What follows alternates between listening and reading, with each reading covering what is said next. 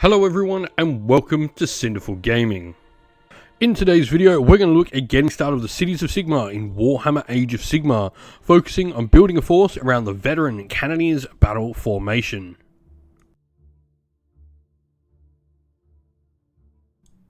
Today's video is sponsored by Gap Games, a fantastic miniature wargaming store in Queensland, Australia. They stock a wide variety of miniature wargames from all things Games Workshop to some of my personal favourites, Conquest of the Last Argument of Kings, and all things Modifius wargames as well. Use our affiliate code in the link below to help support both this fantastic store and the channel as well. And so, to start off with leading our force, we're going to look at a Fusel Major on Ogre Warhulk. Now, the first reason we're going to look to tank this particular character is going to be something that can help sort of work alongside our cannons. It's going to be a shooting character with its long Fusel having anti-hero +1 rend and crit auto wound at a nice 24-inch range, which means it can sit alongside the cannons in the backfield and do the damage.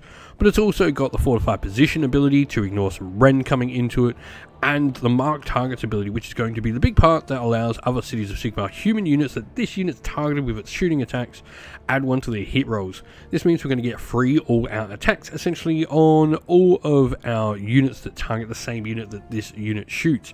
This is a really cool way to sort of just buff up and make sure we are getting some of the damage through on those cannons, which do have quite swingy damage with not a lot of shots, a really swingy damage profile as well. Next, of course, after that is of course going to be the Iron World Great Cannons. These are going to be sort of the main focus of this particular army, as you know the name would suggest. Veteran Cannoneers means we're going to want to include these models.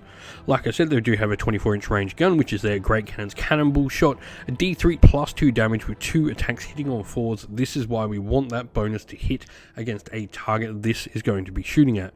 With 3 of these cannons potentially getting buffs from the faction's ability in this particular battle formation, having, them shoot a target is going to be sort of concentrated fire, bring one big thing down a turn.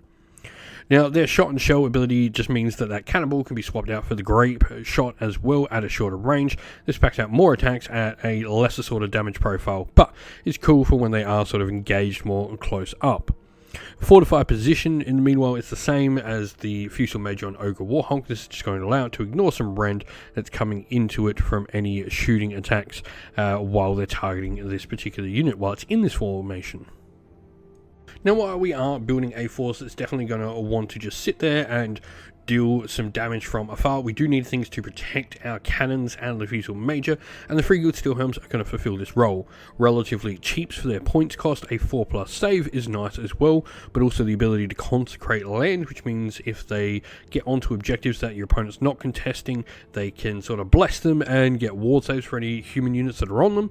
This means they're a great little objective holder, a great way to sort of set up our position of where we're going to fight from and provide some defense for our more shooty units which don't have that much of combat ability. Now, something that should be said is we do have a standard bearer and musician in this unit, but they are the same model. This model will provide us with extra control score on the objective thanks to a standard, but also some extra rally rolls as well thanks to the musician part of it. Unit also does have a champion upgrade, which gets an extra attack with its weapons. Keeping with the shooting theme, but maybe providing us with a unit that can actually go out and grab objectives and disrupt and complete battle tactics for us, we have the Wielder Corpse Hunters. One of the cool things about this unit is that before the game begins, they can make a normal move. This is really useful because while they are foot troops, this does mean we have access to some movement pre-game to help us sort of get into position that little bit better. Hand and Dangerous is their other ability, meaning they get some cool benefits while they're near cover. They're not visible to enemy units that are more than 12-inch while they're affected by any cover terrain abilities, and also get +1 to hit roll for their shooting attacks while they hold within 3 inch of a terrain feature. These shooting attacks are pretty decent. You've got Hunting Crossbows, which are Rend 1, Damage 1, but the Hunting Arbalest does go a nice Rend 2, Damage D3, so it can be quite nasty with the amount of shots they put out. They've also got a decent amount of attacks in combat, nothing too great to write home about, but 2 attacks per model and 2 attacks wounding on 3s, which is a pretty good wound roll for humans, thanks to their Trailhounds in the unit as well. Lastly, we do need a second hero that's going to open up some of the options to bring some of the extra human units, and I think a battle mage is first of all going to provide us with some magical potential. This could be extra range damage as well from magic as well, but also buffs, as we've got a pretty nice lore for the cities of Sigmar.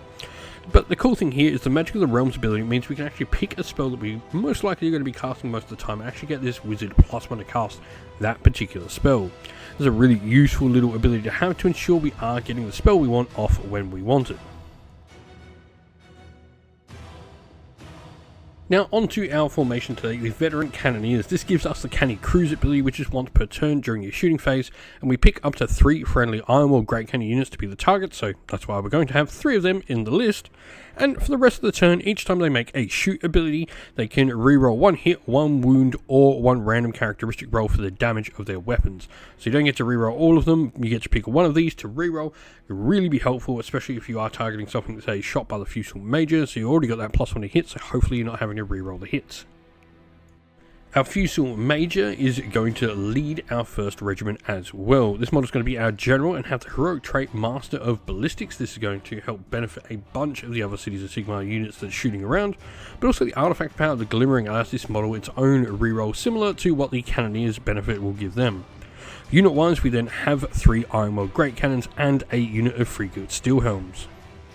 Our second regiment is led by our Battle Mage, and then simply for units we have 2 lots of Wildercorpse Hunters and another unit of Freeguild Steel Helms.